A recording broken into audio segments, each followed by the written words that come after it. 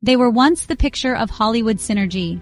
Blake Lively, the sharp-witted, effortlessly glamorous leading lady with an instinct for emotionally resonant roles, and Justin Baldoni, the earnest actor-turned-director whose reputation was built on heartfelt storytelling and socially conscious filmmaking. Together, they were the creative powerhouses behind It Ends With Us, the much-hyped adaptation of Colleen Hoover's wildly popular novel. When the film hit theaters in August 2024, it was a box office triumph, earning over $350 million worldwide on a lean $25 million budget. Fans gushed about Lively's layered performance, Baldoni's sweeping direction, and the film's raw emotional core. On the red carpet, the pair projected perfect harmony, sharing easy banter, exchanging knowing smiles, and giving interviews about how collaborative and joyful the process had been. But the truth, as it turned out, was far messier. Behind the scenes, tensions had been simmering for months. Crew members whispered about on-set disagreements over script changes and reshoots. Lively reportedly pushed for more intimate, character-driven scenes, while Baldoni worried such changes would derail the pacing and tone he had meticulously crafted.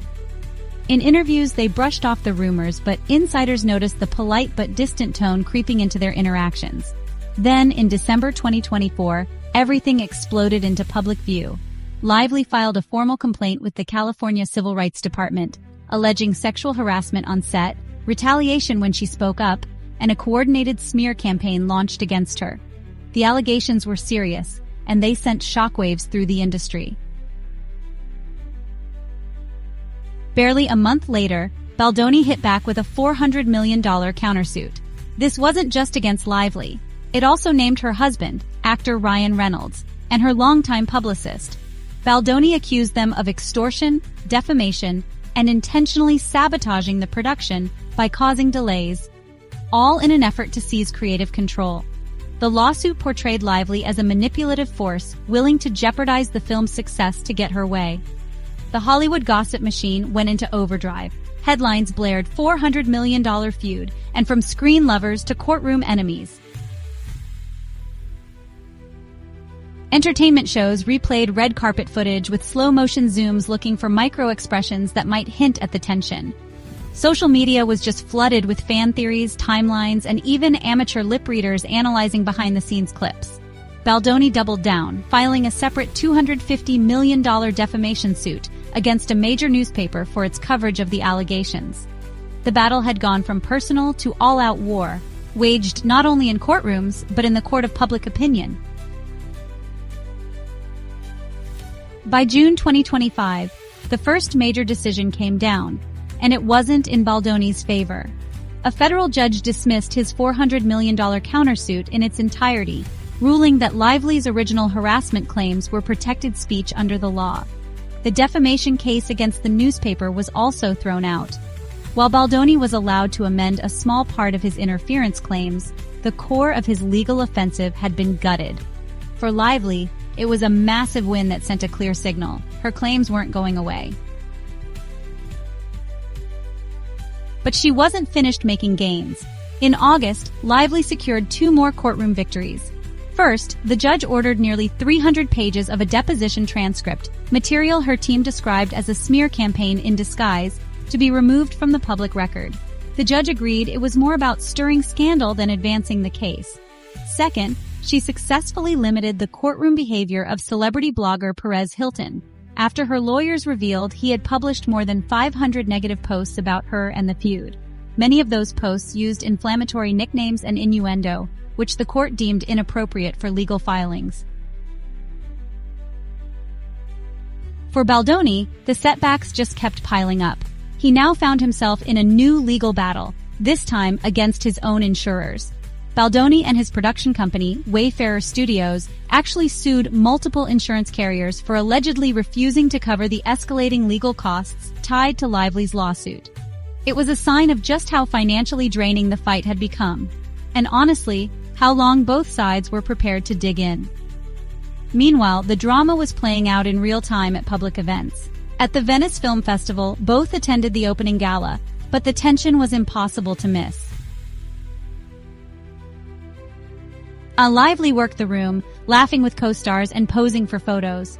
Baldoni kept to the opposite side in deep conversation with his producing partner, avoiding eye contact with her entirely. Paparazzi caught a series of near-miss moments, her stepping onto the carpet as he stepped off, their paths crossing but never colliding, that became instant viral content. The stakes here are, well, monumental. If Baldoni somehow resurrects parts of his case and wins, Lively could face a devastating financial hit and serious damage to her producing career. If the case continues to collapse in her favor, Baldoni's directing reputation could take a blow that would be hard to recover from. For the studio behind It Ends With Us, the feud has turned the marketing campaign into a minefield. Joint appearances have been scrapped, trailers have been edited to minimize direct shots of them together, and PR teams are working overtime to keep the focus on the movie rather than the legal drama. Even Colleen Hoover, the author whose book started it all, has been pulled into the spotlight, though she's kept her public comments minimal, urging fans to focus on the story, not the noise. Behind closed doors, her team is reportedly monitoring every development, aware that a messy legal outcome could impact future adaptation deals. And yet, some in the industry quietly believe the feud could boost the movie's legacy. Controversy has a strange way of driving curiosity. Audiences might flock to see the on-screen chemistry of two people locked in an off-screen war. The Brangelina-era Mr. and Mrs. Smith effect isn't lost on anyone. But in today's climate, that's a gamble. One damning headline, one leaked email, could flip the public against the film entirely. The trial, Lively v. Baldoni, is set for March 9, 2026. In the months leading up to it, more twists are inevitable. Already, smaller players have been dragged into the fray. A Kansas-based YouTuber with just one subscriber was subpoenaed as part of Lively's hunt for defamatory content online, only to be released later. It was a bizarre reminder that this case's reach extends far beyond Hollywood's A-list. For now, both Lively and Baldoni are keeping up appearances. She's been spotted filming a Netflix thriller in New York, flashing smiles for the cameras despite the legal storm. He's rumored to be in talks to direct a high-profile biopic for Apple TV+, moving forward as though his professional calendar hasn't been upended. But no matter where they are or what they're working on, it ends with us, and everything that went down during and after its production hangs over them like a shadow. When the credits finally roll on this saga, the question might not be whether It Ends With Us was a hit. It might be whether its stars survived the making of it, and whether this feud was ever truly about creative vision, or if it was always about something far bigger, control of the story itself. So, what's your take?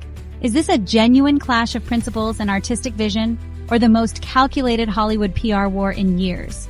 Either way, the world will be watching when the curtain rises on that courtroom next March.